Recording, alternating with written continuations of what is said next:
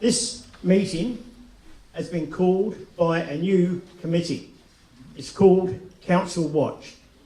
And Council Watch is here for you, the ladies and gentlemen, to turn around and give us your opinions and to listen to forums every 3 months where we will bring you something of interest. Talking about the community, talking about issues of the day. That's the most important thing. I really appreciate you coming, and now I'm going to hand over to our MC, Alan Purcell.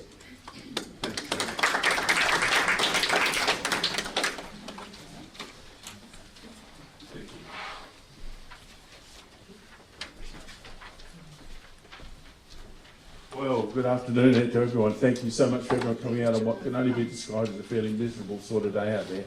But I think it shows the support that there is for having a look at homelessness and all the bits and pieces around that. So welcome and thank you for coming in. Just to start today, I begin by acknowledging the traditional owners of the land, the Ramajeri and Nurrajeri people, the traditional custodians of the land on which we meet today. We acknowledge their deep connection to country and pay our respects to elders past, present and emerging. Before we get into much more, I'd just like to introduce people from the committee. We're only a committee of 6, so there's been a fair workload up until now. But Terry just introduced himself. So Terry, we've got Johnny. What else have we got? David is here. Trudy is in the audience as well. And so there'll be people going around with the microphones as well when you're needing to make a comment. So that'll be Trudy and David. We have received quite a number of apologies for today, including Rebecca Sharkey, Keith Parks, Lani from Three Angels, and she will attempt to hear for us next time. Pardon me. Mary from Wales Gulba. Anyone else got other apologies? Lou Nicholson. And Lou Nicholson, Yeah. Thank you. Okay, so just a quick outline of the meeting, because I don't want this to be about me in any way. The committee convened today's meeting to raise awareness of homelessness or the risk of homelessness across our region. And I think it's important that we recognise the risk is there. Oh, pardon me. We encourage the Victor Harbor Council to act now in identifying what services they can provide to reduce the impact of homelessness both now and for the future. So that's what it's about in a nutshell here today. Our keynote speakers, and we have 3 today, are working at the forefront of social intervention strategies across the Southern Fleurieu Peninsula and have agreed to support our meeting today. I thank them for that contribution. We understand both the need for and the difficulties associated with providing numbers of people affected by homelessness or the risk of homelessness. However, numbers alone should not be our only yardstick. I really want to emphasise that. It is not just down to numbers alone. People affected by homelessness and other living necessities is growing. People who historically have never needed to access support services are now commonplace. And I'm sure people, oh thanks Terry, are seeing that. I wasn't allowed to have a cough lolly before coming on. Cheers, thanks. You only have to watch the news, television, mainstream media, almost daily reports to support this.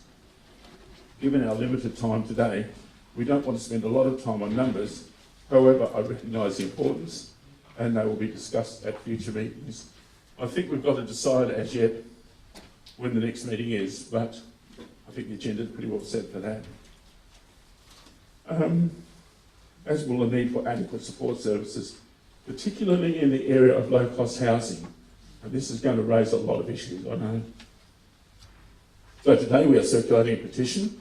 I think most people have probably signed that at the moment for presentation to the Victor Harbor Council, along with a questionnaire asking questions relating to a feasibility study. So that's what you've been signing, in case you didn't look at that.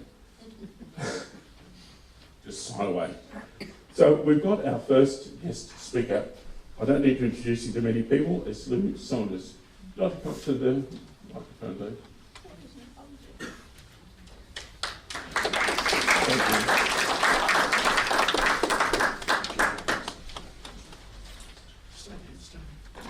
Thanks, Alan. And sincerely, I want to thank you all for being part of today's forum. It's certainly a concern that's been on my heart for a long time. I've been on staff here since 1996 and came on the staff here at the Gospel Centre as a youth worker. One of the issues back in those times was homelessness for our young people. 15, 16-year-old young people, 17-year-olds, not old enough to get a lease, struggling to get accommodation when family breakdowns were taking place. So out of that work that I did along the way was join this youth network, as it was then, the Southern Fleurieu Health Network, which out of that auspiced a new group called the Southern Fleurieu Housing Roundtable, which I now chair. So let me just talk a little bit about homelessness before I sort of give you some figures. And I don't want to throw figures at you, I don't want to just talk numbers. But let's define homelessness. Let's just really bring it down to where it is. And according to the Homelessness Australia website, and this is what we use as our guidelines, there are three main areas of homelessness. That is, number one is primary homelessness. That's people who are experiencing lack of accommodation, sleeping rough or sleeping in improvised dwellings. The secondary homelessness is experienced by people who frequently move from one temporary shelter to another, perhaps from emergency accommodation to refuges to couch surfing. And the third one is what they call tertiary homelessness. And that's experienced by people staying in accommodation that falls below minimum community standards. So sleeping in overcrowded situations.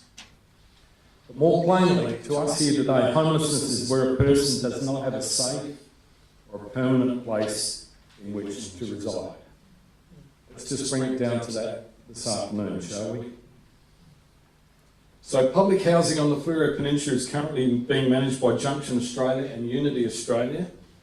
We no longer have Housing SA owned properties, managed properties down here. We no longer have backpacker accommodation where we can put people into emergency crisis accommodation. We don't have hostels and boarding houses like we used to in those early days. We have a few generous motel and hotel owners that are prepared to put up clients in those crisis accommodation situations. And the public housing that is owned on the Fleurieu is not being vacated very regularly at all. So we're in that situation, as all of us know, where rents are going up, mortgages going up, and across every age group, there's a crisis around accommodation. Whether it be substance abuse, whether it be family breakdown, whether it be just increased rents, whether it be not managing pensions, all those things are very critical to our community. And that again is why it's so good to have so many people here today. Way back in 2006, Shelter SA completed a youth housing strategy for the Southern Fleurieu. So we talked about areas across Yankalilla, Alexandrina, Victor Harbour, Middleton. And we worked closely with Housing SA Noarlunga to establish what was going on. And in June 2007, a youth housing officer was appointed to look at strategies to help out young people who were struggling with accommodation. A steering committee was formed, and in 2007, the Southern Fleurieu Youth Housing Roundtable was formed to address the situation relating to 15 to 25-year-olds.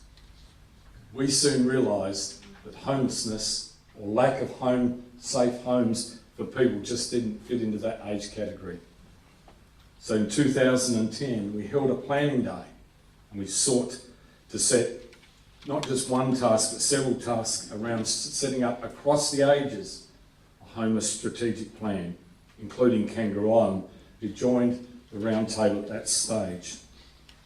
So we had a vision as a roundtable, and the vision of the Housing Roundtable is the elimination of homelessness and housing stress in the Fleurieu and Kangaroo Island region through timely access to stable housing and to support systems that enable everyone to connect to people and places and lead to a better life. So around 2011 in the census, the Australian census found there are 105,000 people across Australia classified as homeless. 105,000. Only 6% of those were viewed as what we call the visible homeless. That's something we've got to grasp down here. There's a visible homeless situation. There's a lot of people that carry the stigma of being homeless and not being able to find accommodation, but don't want to be labelled. And I find that especially true down in regions like the Fleurieu. There's so many little pockets across our region that people can hide and sleep and shop and then go and hide again. So the Roundtable undertook an emergency accommodation survey across local agencies for the month of October 2012. 35 agencies participated in the survey, so we're all working collaboratively to make sure we weren't doubling up, tripling up on these people. During that month of October 2012, we found there were 41 people that did not have a home. Of that, 16 were children. 25% of those adults received a wage. 80% of the respondents were below the age of 40 years. In 2016, the census figures said there were 22 people in our region who responded to the census, but they were homeless. 6 were homeless there, 10 people were living in boarding situations, 3 in temporary accommodation, and 3 sleeping rough. So in 2021, the Roundtable met with the then Minister for Human Services, the Minister Michelle Linsing, to discuss a pilot program to introduce a program called an Early Intervention Officer over a 2-year period at a cost of $52,000 a year to see if an officer could stop people becoming homeless. So to negotiate with landlords and the real estate companies and the tenants themselves to possibly keep them in their housing as long as possible. The Minister at the time said there was no money available and would not share half the cost. We were offering community support of $26,000 a year if they could match that over a 2-year period. Interesting enough, the state government housing plan came out around the same time. One of the things they were going to introduce was a thing called an Early Intervention Officer. Another good pilot program coming out of the Fleurieu that was squashed by the government because there wasn't enough money. As chair of the Roundtable, I said to her, this is petty cash. You could probably pull $26,000 out of your glove box of your car and not even miss it. I was that blunt. So we went ahead with that officer and through service clubs, through the Fleurieu Community Foundation, through fundraising, through the Roundtable itself, and supported primarily through Junction Australia, we employed an early intervention officer for a period of time. The funding was tight, but we did it as a community. And we saved possibly 240 people for being evicted from their properties. In February this year, the new Minister for Human Services, Minister Natalie Cooks, came down and met with the Roundtable and service providers and partners across the Fleurieu and Kangaroo Island with a promise to return and discuss solutions once the Murray River flooding had resided. This is currently being negotiated with her time again. And that's fine, she said she'd be able to help. I want to acknowledge the work that Fleurieu Community Foundation has committed. $86,000 from 2011 to 2023 for those who are needing crisis accommodation. That's a fair contribution in anyone's books. As you know, the government's now pledged some money. Last month, the National Housing and Homeless Agreement of 2023-24 agreed to provide an additional $67.5 million through the National Housing and Homeless Agreement to help reduce homelessness in 23-24. It's also providing, out of their petty cash, $800,000 in funding to 2024 to state governments to trial social impact investments to help people at risk of homelessness. This is only 4 weeks ago. A National Housing Accord setting out a shared ambition to build 1 million new, well-located homes over 5 years from 2024 onwards and an additional $350 million over 5 years from 2024 into 2025 to support funding of 10,000 affordable homes under the Accord across Australia. We are one of the least funded regions in the state. We are the only region in the state that doesn't have crisis accommodation facilities. We can look at crisis, we can look at short-term accommodation, and we can look at possibly affordable housing across the community. So from a housing roundtable stand, this is our commitment: to source out and to track down additional funding and resources to address the significant need for supported emergency and transitional accommodation in the region. We're currently looking at this housing program. This was set up under the former Liberal government, and I'm sure the 10-year plan for the Labor government doesn't differ much.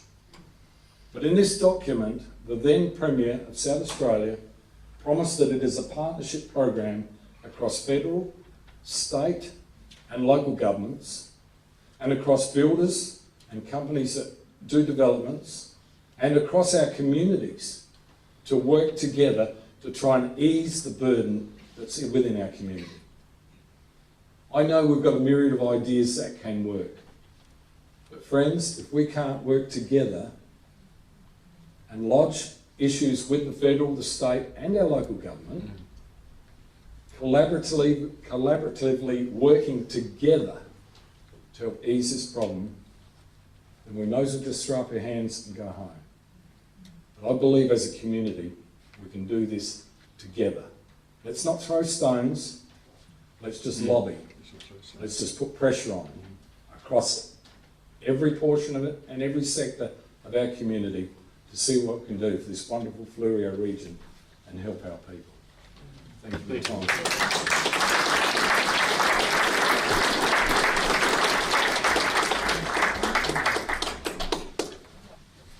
Thank you to Lou for that great presentation, and there will be a chance to ask questions after we finish with our three speakers. So thank you so much. I knew that you'd have a lot to put in around that, so thank you for that one. Okay, I know there's people here. Is Bridget from Foodbank here? Yeah. Oh, hi Bridget, welcome along. Thank you. There'll be some chance to ask Bridget some questions later on. I haven't got Bridget as a guest speaker, but Bridget represents Foodbank. And I know that both Foodbank and the local, so Three Angels here, for example, and also down at Goolwa, are finding a huge increase in the number of people who would never have gone to those services presenting for help. So a little bit later on, there'll be a chance to ask some questions around that one. Our next guest today, again, I'm very much welcome. I think, John, you have some good news that you can impart to us at the moment. John White he's here today representing the Malang District Community Association.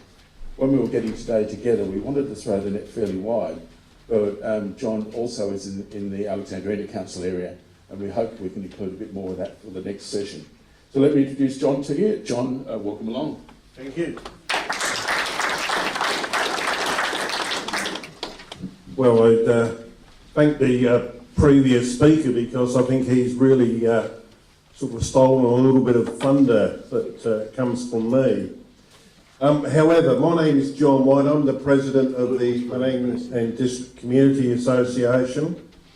I've been involved in management and business all my working life, basically, for the last 49 years. And I've been involved in 12 different industries over that period of time. So a little bit of experience. And I'm now retired and taken on this position as president of MAGCA. I'd like to thank Terry for inviting me to speak here today. Homelessness is a huge problem in Australia, and it's only here because of our governments that have really put their head into the sand and buried themselves and not taken any steps to sort out the situation. The situation is that we need affordable social housing. So when I say affordable, It's no good for someone to try and pay a $500 a week rent when they're only earning $400 a week. And that's the situation which we're faced with at the moment. Rents are rising so fast and no one has put up incomes for people and no one has come down with any subsidies or anything like that. And that's the government that we're looking at. Now, I first came to this country in 1958 and the South Australian Housing Trust was building the town of Elizabeth and we all could avail ourselves of rental properties and buying properties out there at an affordable cost. They were just basic homes, 3 bedrooms, 1 bathroom, but at an affordable cost. The Housing Trust has all but disappeared, the stock's been sold off. Again, this is governments. And how do we overcome this situation? You know, we are a very, very rich country, a very rich country. We have got so much mineral wealth which has been taken out of the soil and sent overseas, with very little of those proceeds coming back to the Australian people, you and I.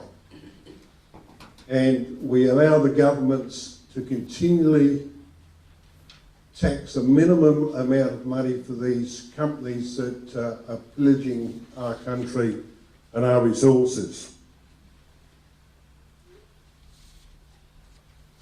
So I'd like to speak to a little bit about how you and I can fix this situation. Because remember, our politicians out there are put into government by us and they are removed by us. So we're very powerful people, but we do need to be organised and we do need to bring in the use of the media to organise ourselves and to tell the government what we want. And so this committee, which is here today, the Watch Over Councils, I think is the start of it. And I think we all need to get behind the lobby groups and to tell governments what we want. Now, I don't think that Albanese has probably had enough time to sit down and sort himself out. But when you have a look at what's going on in Parliament, it's a crying shame. We've got a Greens movement who has refused to allow the government to put money aside for social housing because of, for whatever reason, he doesn't want to do it, political ousting. And that should not be allowed to happen, but it is. And so what's happening? Colleen down here, my colleague from Lakes Home Care, has got a mildred of people coming to her each week looking for housing. Colleen, can you just stand up for a second and you'll see? Colleen looks after our Growing Life Connections, which is our mental health area at the District Community Association. And she has got people knocking on the door, presenting to her every day, looking for help. These people living out of motor vehicles, in tents, and how cold would it be in a tent last night? By Joe. But there is nowhere that her or her staff can go to get help because she goes to Junction, there's no houses. There is no one giving any assistance to these people whatsoever, and they are still living in their cars and in tents in the caravan park or wherever they can pitch a tent. I went to a housing forum just before Christmas in the city, and as we were driving in, we saw literally thousands of people living in tents in the parklands of the city. And I thought, well, what's going on? What is happening? And it's still happening.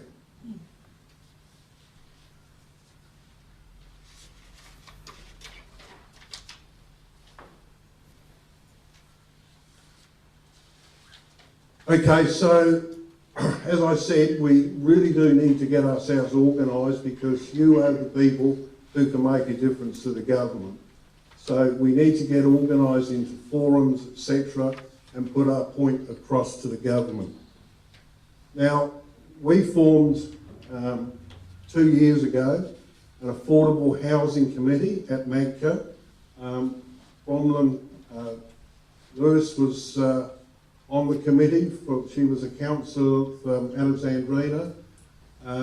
We've got several other people, noted people in the community, who came together to form this committee. And in that 2 years, we have knocked on just about every politician's door. I've spoken to the Premier Stephen Marshall, as he was then, and got really brushed off by him and said, well, when we get back in, we'll have a look at the situation. But no one really cares. That's the real thing. Peter Malinauskas, he turned around and said he would definitely do something, and I think he is trying to do something now. But of course, it all comes back to money and people putting their hands in their pockets and finding some money for it. So one of the things our committee did was we went to have a look to see how we could get the cost of building down so that we could get into this affordable rental situation. And I had said we need to bring the rent down to $150 a week. So the first thing we looked at was land.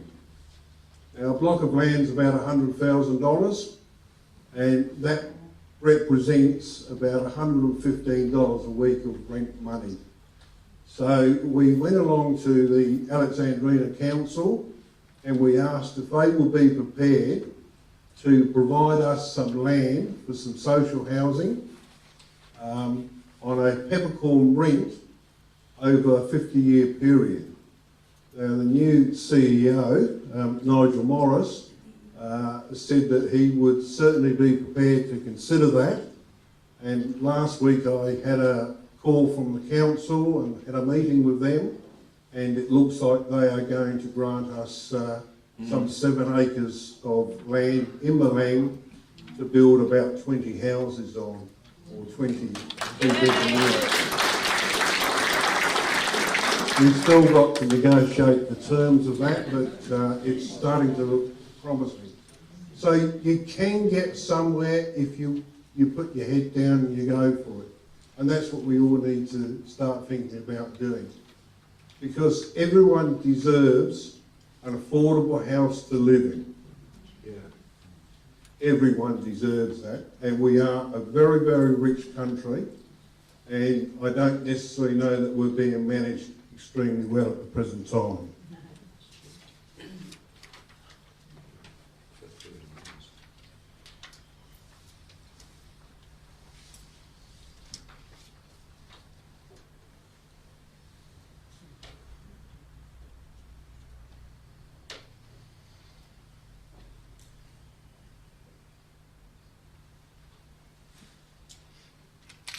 All right, well, that's probably, I've probably spelled it all enough out here. I think you've got the general message of where we need to go and what we need to do. And I would welcome every one of you to leave your email address to keep in contact, and to let this very good management committee keep you informed and attend other meetings so that we can put your views through. And again, we all need to use the media and to get the media involved to tell the politicians. Phone your local radio talkback stations and start talking and telling them what we want, because that's the only time we're going to be listened to. Okay, thank you very much indeed.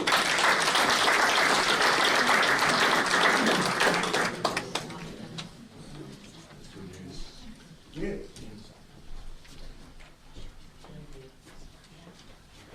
Thank you to John, and of course there will be a chance for some questions on that, but well done in securing that land. It's a beautiful block of land, by the way. So we went up to have a look at that. But it's a nice place. Yes, I did like that you said about the blocks of land being worth 100,000. I heard a deep draw of breath in the room. Yes. Okay, our next guest speaker is a bloke that I ran into about, I think it must be about 18 months ago, Mel.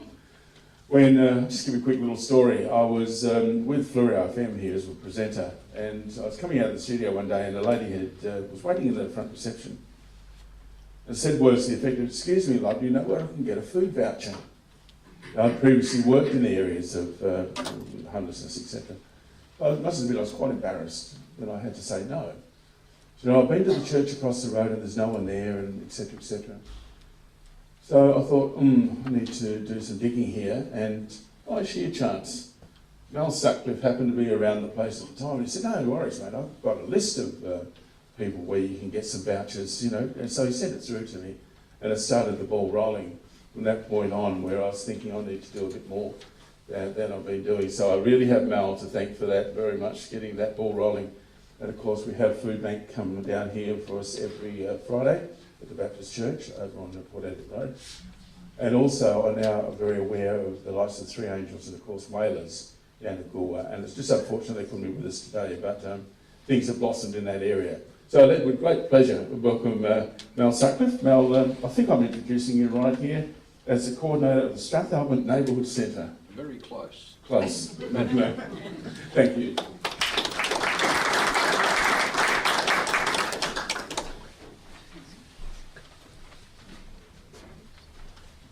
Wow, what a turnout.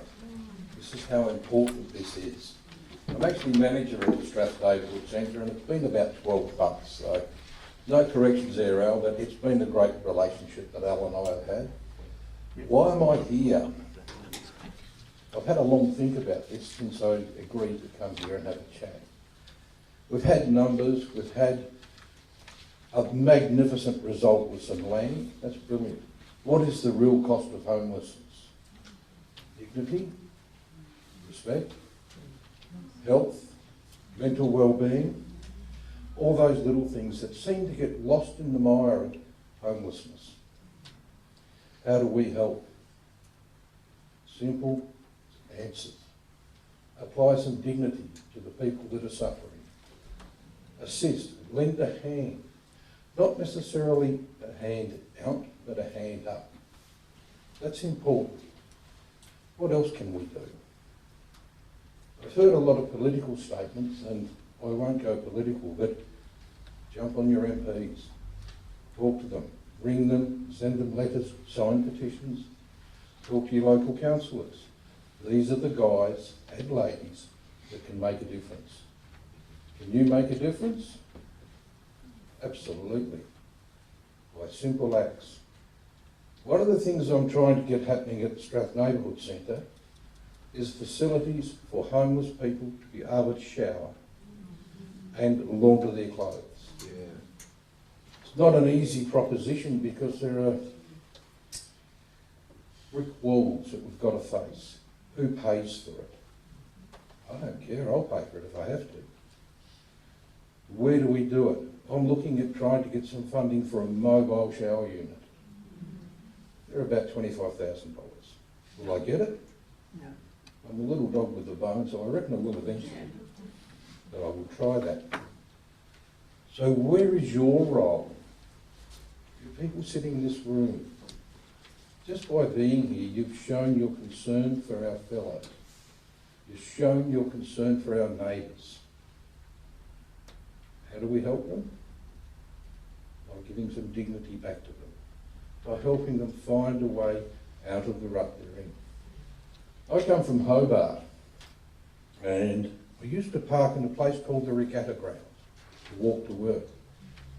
And it surprised me one day, along a major highway where there was a hedge, I was walking down and I saw some movement in the hedge, and I thought, oh, possibly dog possum or something. It wasn't. It was a young lady. That was her. And that's where my interest started. Why is this person living in a hedge? Simple. It was the safest place because nobody knew she was there. That was safe for her. So one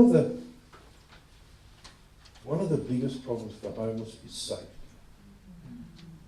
And that occurred to me. There are people that live under benches.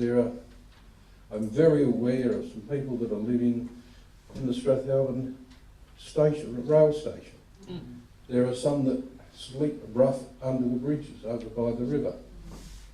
I was talking to a young fella up in Mount Barker the other day. He sleeps at the rail station. It's not needed. We should be able to do better than this. I was thinking about housing. What is a house? For some people it's a tent, which is better than sleeping in a sleeping bag. For others it's a caravan. And I know people living currently in caravans, as I'm sure Colleen does. That's also somewhere that is hopefully dry, hopefully warm, that is at home. I've been watching the development of mini homes. That is a potential answer to some of the problem. It's not the whole problem, but not everybody sees a 3-bedroom home or a 3-bedroom house as necessarily a home. There are a lot of people out there that would look from being in a caravan to a mini home as being a good option, because that gives that security that this is my home. I currently live in rented accommodation. That's my choice. My home sits on the back of my car when I travel. I do have a home, it's a caravan. That's a choice. But we have neighbours who don't have that choice. We can look and say, well, they're homeless because they don't like the rules at home. There are many reasons why they may be homeless. What's wrong with the rules at home?